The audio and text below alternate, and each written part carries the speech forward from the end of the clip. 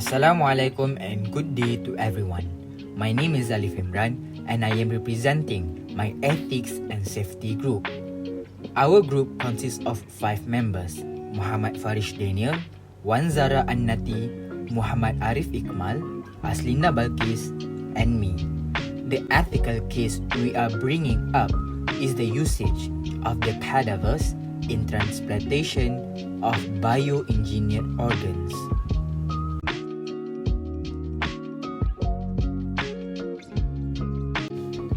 Organ bioengineering is a very complex procedure that requires the use of cadavers to ensure the safety and compatibility with live human clinical trial participants. The usage of cadavers in medical research has been an ancient practice throughout the globe.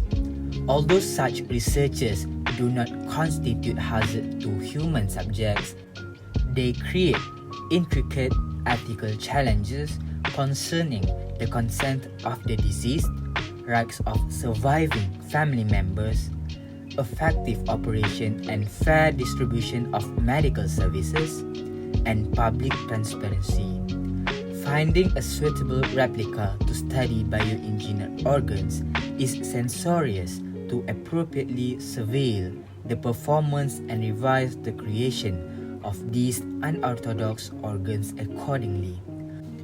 With consideration of all the parties affected by the implementation of organ bioengineering, we have come to a conclusion in which we would like to legalize the use of the deceased in organ bioengineering for the significant consequence it has upon many parties. This decision was made in accordance with the ethical concept of utilitarianism.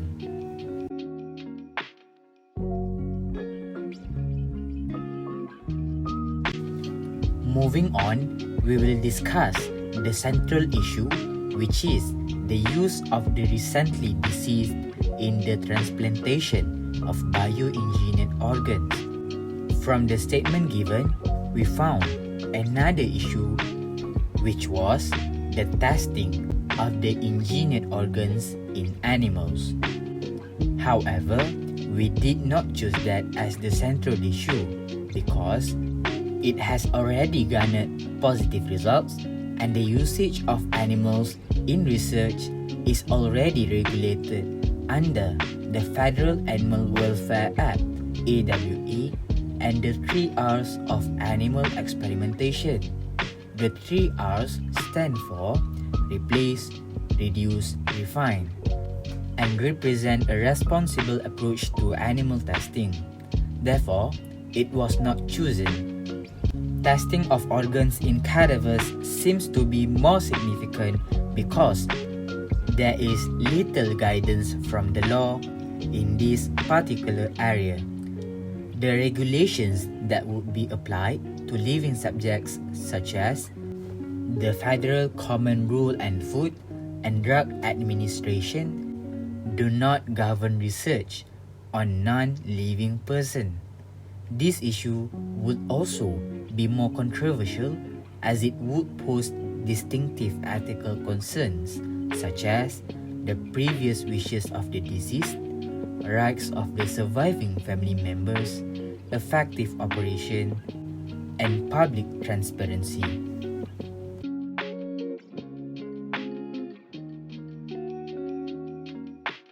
Next is a similar issue which involved research on the recently deceased that also played a crucial role in helping us make a decision. In 1981, researchers received permission to test an artificial breathing device on brain-dead children. The EOA, esophageal obturator airway, is a curved plastic tube, similar in appearance to an endotracheal tube. The tube has saved countless lives, and a study has demonstrated that esophageal airway ventilation is as effective as endotracheal intubation in the emergency department setting. The device is used throughout America for critically ill patients who are not hospitalized. Its use was restricted to persons who were over 15 years old because obturators for children were not available. The usage of child cadavers led to the development of esophageal obturator airways devices for children. We choose this as our similar issue because it clearly shows that the usage of cadavers has helped human beings achieve a better quality of life before. Furthermore, amongst all the other scientific journal articles that we studied to make our decision, this was the closest to our case. This is due to the fact that testing artificial organs in the recently deceased has not been done before. Next up is the harm test. The harm test is done to identify the people, institution, or organization that may have a stake in the decision made in the end. For this particular case, the stakeholders are the government, receiver of the organ donations, researchers, investors, and the decedent's family. The two decisions made here are either banning or legalizing the usage of the recently deceased in organ bioengineering research. Let's move to the first party, which is the government under the political aspect. By banning the usage of the recently deceased, they will receive backlash from the public. This is because they are not able to provide the healthcare services that the citizens deserve. Due to the backlash, their reputation will also be tarnished because they are incompetent with adjudicating laws and constructing healthcare policies that benefits the citizens. If use of the deceased was legalized, however, the government's reputation will be boosted and maintained because they exude care towards the public's health. Under the aspect of economy, if this was banned, the country loses the chance at building an industry that would elevate the economic sector. By legalizing it, they would give rise to an industry that might bring the country to a higher level of economic wealth. The next stakeholder are the receivers of the organ donation under the aspect of health quality. If this was banned, more individuals would die before even receiving an organ transplant because the artificial organs would not make it to clinical trials. According to United Network for Organ Sharing (UNOS), which is a private non-profit organization that manages the US organ transplantation system, every day in the United States, 21 people die waiting for an organ, and more than 148,000 men, women, and children await life-saving organ transplants. However, if it was legalized, it hints at the chance at perfecting the engineered organs and thus elevating the chance of survival for individuals with severe organ failure. The next affected party is the team of researchers that were in charge of developing the artificial organs. Under the aspect of research development, by banning the usage of cadavers, they cannot study the interactions between engineered organs and the human system more realistically. If it was legalized, researchers can complete the study of the engineered organs and its interactions with the recently deceased. The next crucial party is the investors under the aspect of funding. By banning the usage of the deceased, the funding will be wasted, as research is only done halfway. Investors may find other countries to fund organ research. By legalizing it, the funds may give rise to a whole new industry that focuses on artificial organ bioengineering. The next party is very significant to this entire issue, which is the cadavers or the recently deceased. Under the aspect of honoring the decedent by banning their usage, final wishes of the decedent will not be achieved, but legalizing it will make it able to pay respects to the donated bodies and their families by giving the deceased their final wishes. For the aspect of scientific advancement, banning it would cause the usage of cadavers for the further advancement of science not possible, but legalizing it would allow new scientific advancement to be accomplished. The final party, which is the decedent's family, is affected by the aspect of respecting their wishes. Banning the usage of their loved ones would leave a burden on them because they were not able to finalize the decedent's wishes. However, legalizing it would bring a peace of mind to them for finalizing their wishes and be proud that the decedent contributed to the advancement of science and may save another individual's life. Therefore, after considering all the parties that may be harmed, the advantages clearly outweigh the disadvantages, and the usage of the deceased in organ bioengineering should be legalized.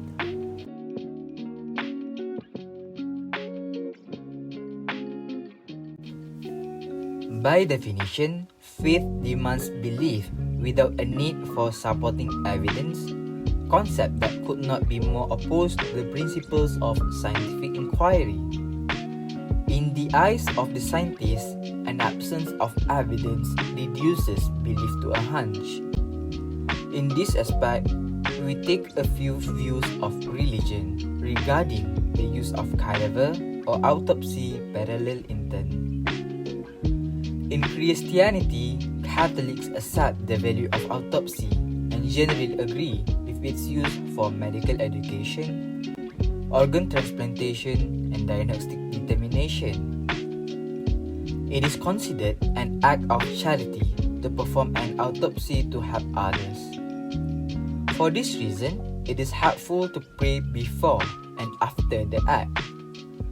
The prayers are important not so much for the soul of the deceased, but for the soul of those doing the cutting. It is important for them to remind themselves of the fact that the corpse on the slab is not just a hunk of a human meat, but someone's son or daughter, father or mother, brother or sister. Now we look at Buddhism as another corner of view. Because of the benefits of autopsies, such as educating medical professionals and determining diagnosis, Buddhists generally believe that autopsies are a form of compassion that help to preserve life. Bringing justice to a criminal is also honorable, so autopsies can be performed when there is a question of natural versus unnatural death. Although Buddhists believe that the body should be treated with great respect and it is not proper to desecrate the body, their views on autopsy parallel intent. The intent of a postmortem examination is not to harm the body and therefore not prohibited. Waiting until the soul has left the body is the only major contingency when performing an autopsy on a Buddhist. From the perspective of Islam, a principle of maslahah is practiced. Maslahah is the Islamic principle of public benefit. It states that when the benefits outweigh the damages, the beneficial approach should be taken. This has been widely interpreted and used to support the practice of autopsies. H.M. Makhlouf's 1952 landmark fatwa explains that a doctor is only fully educated when he understands the body inside and out, thereby making human dissection necessary for thorough medical education. Makhlouf even went so far as to legitimize voluntary donation of bodies to science. Contemporary Islamic society is sensitive to criticism regarding lack of medical advancement and falling behind Western medicine. Therefore, these arguments are taken seriously by the public. However, some believe that animal autopsies should be sufficient. Holistic views of religions regarding the use of cadavers must be taken seriously. This not only affects the personal consent of the dead and family members, but also the sensitivity of their beliefs as a whole. After considering how all the religious views that constitutes the faith test approve the usage of cadavers on the principle of public benefit, medical education, and as a form of compassion that help to preserve life, we believe that the usage of the recently deceased in organ transplantation is detrimental for the quality of life in individuals with organ failure.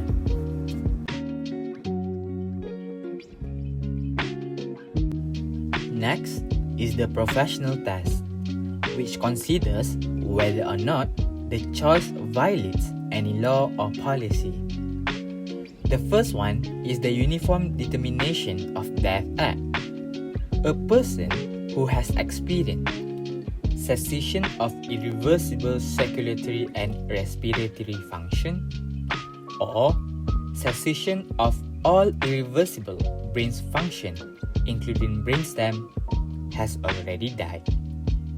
The determination of death must be made in accordance with medical standards.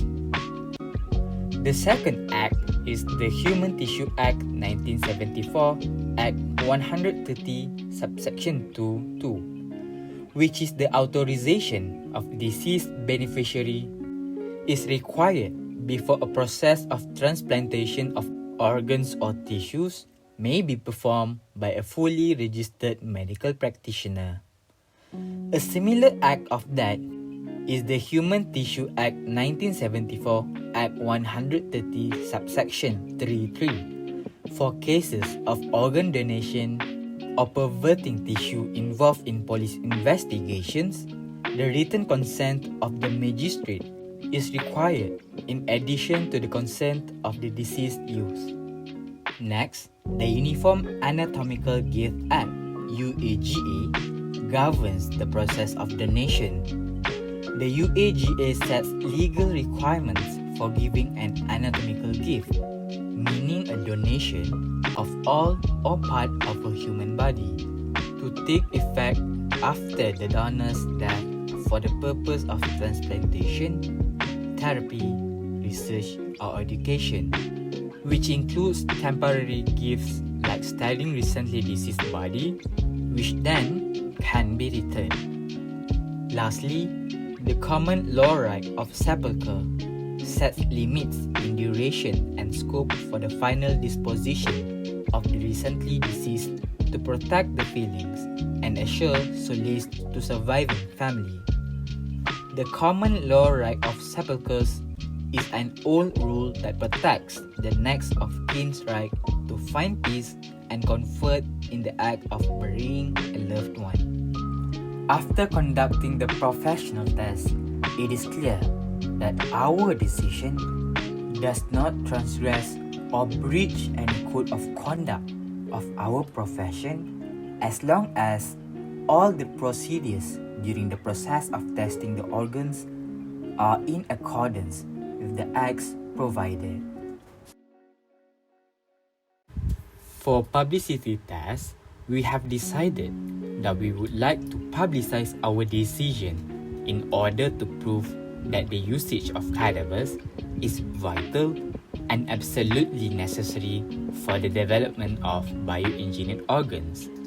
And it is actually a crucial step before the organs could be tested in clinical trials. This will help the scientific community to create awareness and let the public know about the current situation in organ bioengineering scope. Furthermore, By legalizing this matter, a lot of people will benefit, specifically those who are in line, waiting, and needing new organs. This will help to cater the demands in the waiting list. After considering all the tests, which include the harm test, faith test, professional test, and publicity test, we have decided to preserve and continue with the decision to stand with our preliminary decision, which is to legalize the usage of the recently deceased in organ bioengineering. Under the ethical concept of utilitarianism, we believe that the benefits outweigh the complications. The advantages preponderate the predicaments, and it brings more solutions rather than problems. Therefore, it is imperative to ensure its legalization so that clinical trials can commence. For more information regarding this topic, please visit these sources.